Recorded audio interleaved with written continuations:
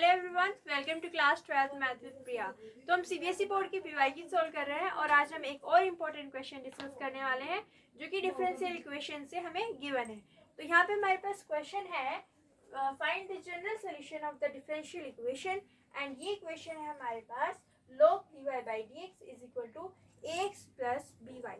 तो इस हमारे पास इक्वेशन का हमें जनरल सॉल्यूशन फाइंड करना है। तो आप जानते हो कि दो टाइप्स के सॉल्यूशन होते हैं, general solution and particular solution. General solution में क्या होता है, सी होता है, और पर्टिकुलर सॉल्यूशन में सी नहीं होता है। तो हमें यहाँ पे जनरल सॉल्यूशन फाइंड करना है और उसके लिए हमारे पास बहुत सारे मेथड है, जैसे कि वेरिएबल सेपरेबल है ना, उसमें वेरिएबल को सेपरेट करते हैं। जो एक्स के वेरिएबल होते हैं उनको डी एक्स के पास और जो वाई के वेरिएबल होते हैं उनको डी वाई के पास रखते हैं। तो हम इसी मेथड से करेंगे। अदर भी हमारे पास जो होते हैं स्टेप्स होते हैं तो उनसे भी हम कर सकते हैं, बट यहाँ पे इसको हम वेरिएबल सेपरेबल से ही करेंगे। ठीक है, तो यहाँ पे देखिए log dy by dx is equal to ax plus by है। तो सबसे पहले तो हमें dy by dx को अलग करना है, ठीक है, जिससे हम वेरिएबल सेपरेट कर सकें। तो हमें इस log को इधर ले जाना होगा और आप जानते हो कि जब log इधर जाएगा इज इक्वल टू इधर जाएगा तो वो ई में कन्वर्ट हो जाएगा और जो कुछ भी यहाँ पे लिखा हुआ है उसकी पावर में आ जाएगा। कहने का मतलब ये है कि यहाँ पे आ जाएगा dy by dx okay is equal to log से इधर गया तो किस में कन्वर्ट हो जाएगा, ई में कन्वर्ट हो जाएगा। तो यहाँ पे आएगा ई और ये जो कुछ लिखा हुआ था उसकी पावर में आ जाएगा, यानी कि ax प्लस by। ठीक है, तो जब लॉग इज इक्वल टू के इधर गया तो किस में कन्वर्ट हो गया, ई में कन्वर्ट हो गया और ये जो कुछ लिखा हुआ था उसकी पावर में आ गया ax प्लस by। अब यहाँ पे देखो dy by dx is equal to E की पावर ax प्लस by है। तो हमें यहाँ पे क्या करना होगा, x के वेरिएबल को और y के वेरिएबल को अलग करना होगा। तो उसके लिए हम इसकी पावर को ब्रेक कर सकते हैं, तो इसकी पावर को ब्रेक कर देते हैं। तो यहाँ पे क्या आएगा, e की पावर ax इंटू ई की पावर by। ठीक है, यहाँ पे अगर बेस सेम होते हैं तो पावर ऐड हो जाती है, अगर पावर ऐड हुई है तो हम उनको सेपरेट करके लिख सकते हैं e की पावर ax इंटू ई की पावर by। तो हम यहाँ पे इसको इस तरीके से सेपरेट भी कर सकते हैं और इधर क्या चल रहा है हमारे पास dy by dx चल रहा है। ठीक है, तो यहाँ पे अब हम वेरिएबल को सेपरेट करेंगे। e की पावर e की पावर है यहाँ पे ax और यहाँ पे है e की पावर by। तो e की पावर by को हम इधर ले जाते हैं dy के पास में और dx को हम इधर ले जाते हैं। तो देखिए यहाँ पे हम क्या कर रहे हैं, dy और ये जो e की पावर by है वो यहाँ पे नीचे आ जाएगा तो हो जाएगा 1/e की पावर by। ओके, और यहाँ पे आ जाएगा हमारे पास e की पावर ax इंटू में क्या आ जाएगा dx, e की पावर ax इंटू में आ जाएगा dx। ठीक है, तो हमने यहाँ पे वेरिएबल को सेपरेट कर दिया है। dy के पास में है y का फंक्शन और जो हमारे पास dx के पास में है x का फंक्शन। ठीक है, तो पहले हमने क्या किया, log को इधर ले गए, इधर शिफ्ट किया तो ये e में कन्वर्ट हो गया। ई में कन्वर्ट होने के बाद में हमने पावर को सेपरेट कर दिया और उसके बाद में हमने वेरिएबल को सेपरेट कर दिया।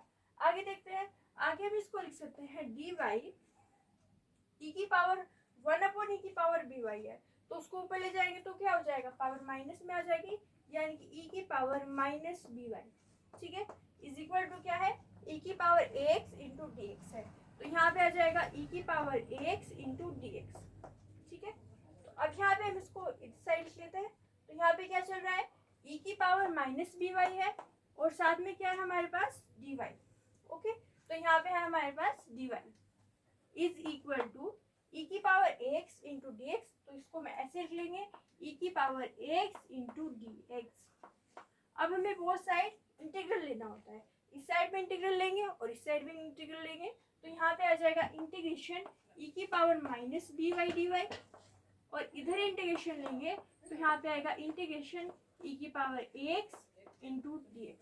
ठीक है, तो हमने बोथ साइड क्या ले लिया, इंटीग्रेशन ले लिया। अब इसका इंटीग्रेशन करते हैं, e की पावर माइनस by का इंटीग्रेशन। तो आप जानते हो कि इंटीग्रेशन ऑफ e की पावर x क्या होता है, वो होता है e की पावर x।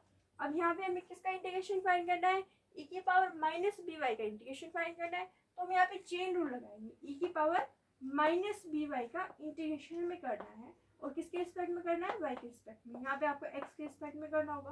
तो देखिए e की पावर x का इंटीग्रेशन e की पावर x, e की पावर माइनस by का कितना होगा, इस फॉर्मूले से e की पावर माइनस by का होगा e की पावर माइनस by।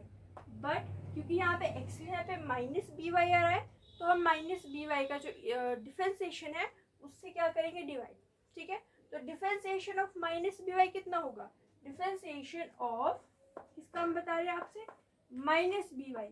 तो माइनस बी वाई में सबसे पहले आप देखिए यहाँ पे वाई के रिस्पेक्ट में कर रहे हैं ना, तो यहाँ पे वाई के रिस्पेक्ट में करेंगे, माइनस बी कॉन्स्टेंट है तो पार आ जाएगा, तो यहाँ पे आएगा माइनस बी और differentiation of Y with respect to Y कितना होता है, वो होता है 1।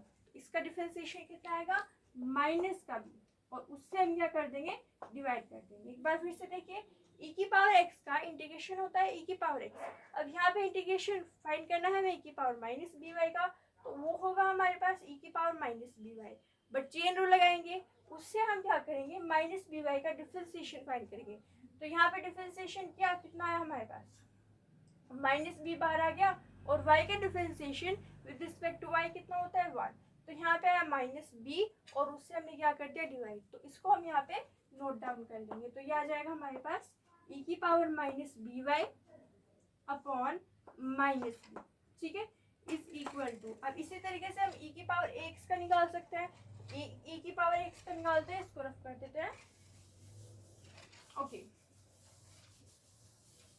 तो देखिए यहाँ पे e की पावर ax का इंटीग्रेशन कितना होगा, तो इंटीग्रेशन ऑफ e की पावर x कितना होता है, e की पावर x। ठीक है, अब हमें किसका इंटीग्रेशन फाइंड करना है, e की पावर ax का इंटीग्रेशन फाइंड करना है, तो यहाँ पे हमें x के रिस्पेक्ट में इंटीग्रेट कराना है।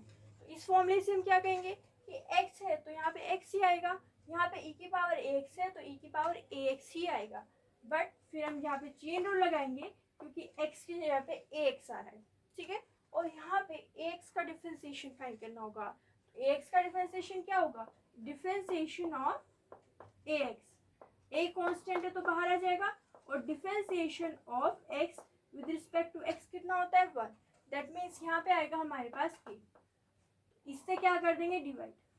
ठीक है, चेन रूल बहुत सिंपल होता है, जो भी आ रहा है हमारे पास इंटीग्रेशन में क्या करते हैं, जो भी x यहाँ पे आ रहा है उसका डिफरेंशिएशन निकाल के डिवाइड करते हैं, तो हमने यहाँ पे a से इसको डिवाइड कर दिया, तो इसका आंसर है हमारे पास e की पावर ax, और डिवाइड में कितना है a और प्लस में कितना है c। ठीक है, इंटीग्रेशन हो गया, तो फिर हमने यहाँ पे c लगा दिया, तो ये जो है हमारे पास ये आ जाएगा जनरल सोल्यूशन। ठीक है, एक बार फिर से देख लेते हैं हमने इसको कैसे सोल्व किया। सबसे पहले हमने क्या किया, log को इधर शिफ्ट कर दिया, तो log इधर गया तो हो गया e की पावर में, तो यहाँ पे क्या आया, e की power ax plus B Y आया। अब फिर हमने यहाँ पे क्या किया, इसको सेपरेट कर लिया, तो ये हो गया e की पावर ax इंटू e की पावर बी वाई, फिर x के वेरिएबल को x के पास और y के वेरिएबल को y के पास हमने यहाँ पे शिफ्ट कर दिया, फिर बाद में इंटीग्रेशन कराया। इसमें इंटीग्रेशन में हमने लगाया यहाँ पे चेन रूल, तो चेन रूल में क्या किया, जो x यहाँ पे आ रहा था उसका हमने क्या किया, डिफरेंशिएशन, और उससे क्या कर दिया, डिवाइड। तो यहाँ पे e की पावर माइनस बी वाई का हो गया e की पावर माइनस बी वाई, फिर हमने यहाँ पे इसके डेरिवेटिव से डिवाइड कर दिया। इसी तरीके से इसमें क्या, e की पावर ax का e की पावर ax, और फिर ax का डेरिवेटिव निकाल के डिवाइड कर दिया, और प्लस में क्या आ गया c। तो ये आ गया हमारे पास इसका आंसर, आप इसका स्क्रीनशॉट ले सकते हैं। Okay, done. और अगली क्लास में हम एक और पीवाई की सोल्व करेंगे। अगर आपको हमारी वीडियो अच्छी लगी तो लाइक कीजिए, शेयर कीजिए, हमारे चैनल को सब्सक्राइब कीजिए। Thank you so much for